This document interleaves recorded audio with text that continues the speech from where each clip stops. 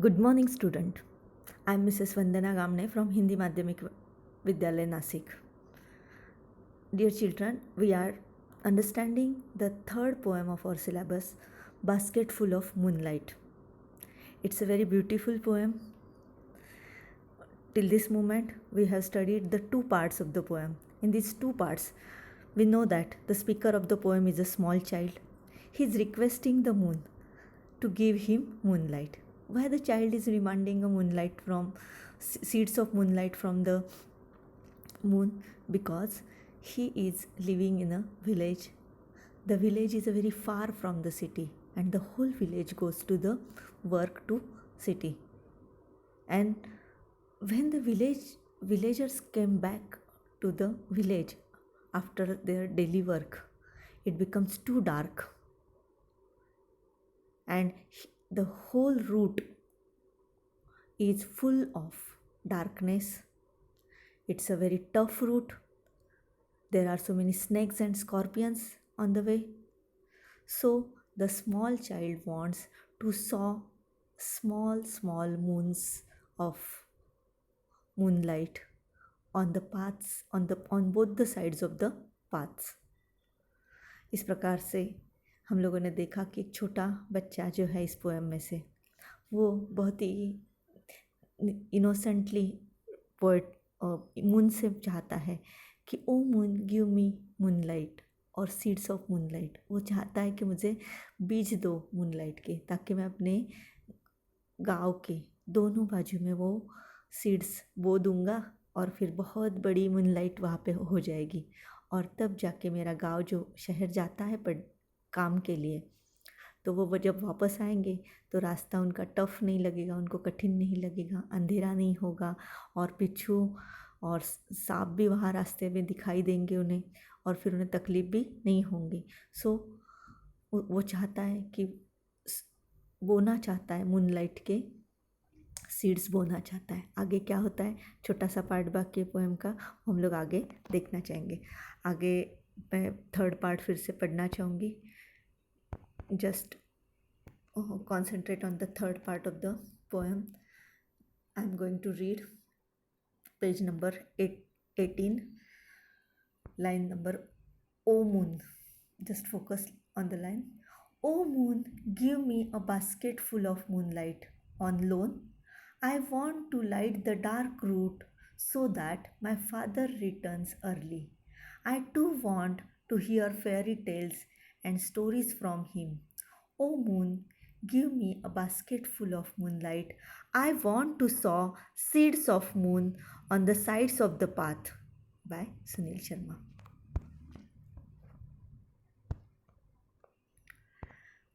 As usually आपको ये poem फिर से पार्ट, जो थर्ड पार्ट हम लोगों ने स्टडी के लिए लिया है अभी, उसे शांत मन से पढ़ना है. आप while reading the third part you have to underline the difficult words. आपको डिफ़िकल्ट वर्ड्स बहुत ही सिंपल है, लेकिन है 2-3 difficult words, you have to underline. यहाँ पे मैंने देख सकते आप सामने लिए हैं. फर्स्ट वर्ड है लोन, देखो लाइन में ही आया है. Give me a basket full of moonlight on loan, कर्जे पे. सेकंड वर्ड है to light. To light verb है, लाइट करना मतलब प्रकाशित करना. और फेयरी टेल्स वर्ड आया है, देखो I want to hear fairy tales and stories from him. मैं फेयरी टेल्स मतलब परी कथाएँ सुनना चाहता हूँ, स्टोरीज सुनना चाहता हूँ. किससे? मेरे पापा से. तो ये सारे तीन डिफ़िकल्ट वर्ड्स अंडरलाइन करके आप लिख लो. और उसके बाद you again have to read the poem for self understanding, and after reading the poem you have to make simple questions for self understanding, self assessment कि हमें कितनी समझ में पोएम आई है. तो बहुत ही छोटा पार्ट बचा है, इसलिए 2 क्वेश्चंस है सिर्फ सेल्फ असेसमेंट के लिए. तो हम लोग क्वेश्चन समझते समझते ही पोएम समझने की कोशिश करेंगे. देखो नेक्स्ट स्टैंजा में जैसे हम लोगों ने देखा, O moon give me a basket full of moonlight. बच्चा इतना ईगर है, इतनी चाह है उसकी, that he wanted moonlight from the moon on a loan, वो लोन पर चाहता है, अगर ऐसे नहीं दे सकते तो मुझे लोन पर दो, मैं तुम्हें वापस वो कर्ज़ा पूरा करूँगा। इतना बच्चा इनोसेंटली ईगरली मून से कुछ चाहता है।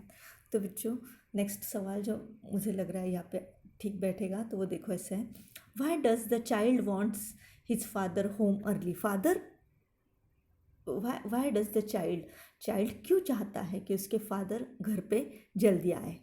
देखो उसी के आगे लाइन है, देखो, I want to light the dark route. मैं डार्क रूट जो है, अंधेरा रास्ता, डार्क रूट मतलब अंधेरा रास्ता, I want to light the dark route so that, क्यों, my father returns early if the road will be lighten up.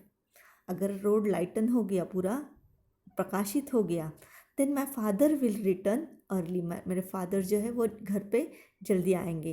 Why he wants his father to come early, because I too want to hear fairy tales and stories from him. बच्चा जो है, he is a small child and like any other child, he also wants to hear fairy tales and stories from his father, and that's why he wants that his father should come early home। बच्चा बाकी बच्चों जैसा ही है, सो he wants, क्या चाहता है, that when his father will return home early, इसके father जब रिटर्न आ जाएंगे जल्दी, then he can hear fairy tales and stories from his father, तो उसे वो सुनने को मिलेगी फेयरी टेल्स एंड स्टोरीज उसके फादर से सुनने को मिलेगी। तो इतनी छोटी सी चाह के लिए, पापा के मिलने की चाह के लिए, ये बच्चा मून से डायरेक्ट बात कर रहा है। और जब मून से वो बात कर रहा है तो क्या चाहता है, मूनलाइट्स की सीड चाहता है। And again he is repeating the same things, O moon give me a basket full of moonlight, I want to sow seeds of moon on the sides of this path. तो next सवाल अपना यहाँ से शुरू हो रहा है, देखो, which line is repeated all over the poem. Second सवाल है, which line is repeated all over the poem, कौन सी लाइन जो है वो ऑल ओवर पोएम, पूरी पोएम में रिपीट हुई है। देखो दिख रहे 3 बार रिपीट होते हुए एक लाइन दिख रही है, O moon give me a basket full of moonlight, moon मुझे दे दो बास्केट फुल ऑफ मूनलाइट। क्यों मांग रहा है वो, because he wanted his father to come home early, उसके पापा घर वापस आए।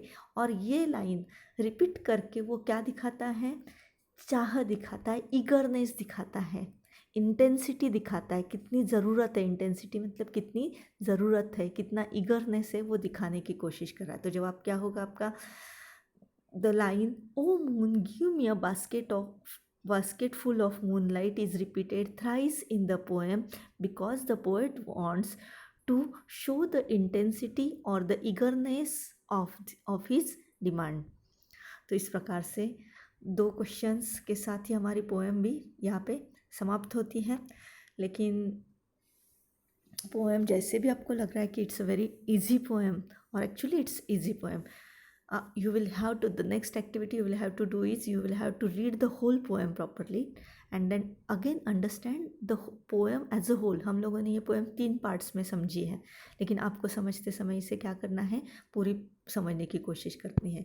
तो हम लोग आगे देखते हैं। मैं फिर से पोएम को रिकैपिचुलेट करना चाहूँगी। रिकैपिचुलेट मतलब पूरे पहले से हम लोगों ने क्या सीखा है वो देखना चाहेंगे। तो फर्स्ट पार्ट देखो, फर्स्ट पार्ट में पोएट जो है इज़ अ स्मॉल चाइल्ड। इस पोएम का स्पीकर जो है, स्पीकर मतलब बोलने वाला जो है पोएम में, वो कौन है, he is a small child and he is demanding give me a moonlight basketful और 2 बास्केटफुल। वो क्या डिमांड कर रहा है, मूनलाइट मांग रहा है, बास्केटफुल और 2 बास्केटफुल।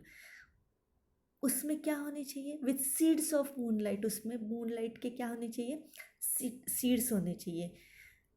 नेक्स्ट लाइन आगे लेना चाहूँगी, I want to sow many on the sides of the many small small moons of light.